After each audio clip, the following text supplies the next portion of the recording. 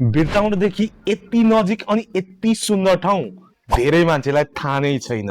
आज मलाई सहरको कोलाहल भन्दा अलिक बाहिर गएर शान्तसँग बस्न मन लागेर म लागे बिरताउनदेखि उत्तरतर्फ शनिचरे बजार खुनावारी हुँदै शुक्रबारे पुगे। त्यहाँबाट थोरै अगाडि सितली भन्ने ठाउँ छ। सितली फुटबल ग्राउन्डदेखि थोरै उत्तर लोधिया रोडदेखि थोरै माथि डाँडामा चढ्नुभयो भने तपाईले एक साइडमा चिया बगान अर्को साइडमा रबर बगान देख्न सक्नुहुन्छ र अगाडि हेर्नुभयो भने निरन्तर रूपमा बगिरहेको माई खोला पनि देख्न सकिँदो रहेछ।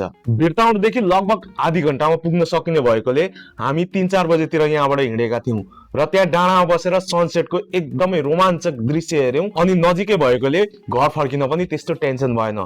यदि तपाईं नजिकै बिरताउनबाट धेरै नजिकै कुनै रमाइलो एकदमै शान्त नेचुरल ठाउँ जान चाहनुहुन्छ भने तपाईं यो ठाउँ जान सक्नुहुन्छ। यो ठाउँ पुग्नको लागि तपाईले गुगल म्यापमा गएर चिलिङकोट चिया बगान टाइप गर्नुपर्ने हुन्छ।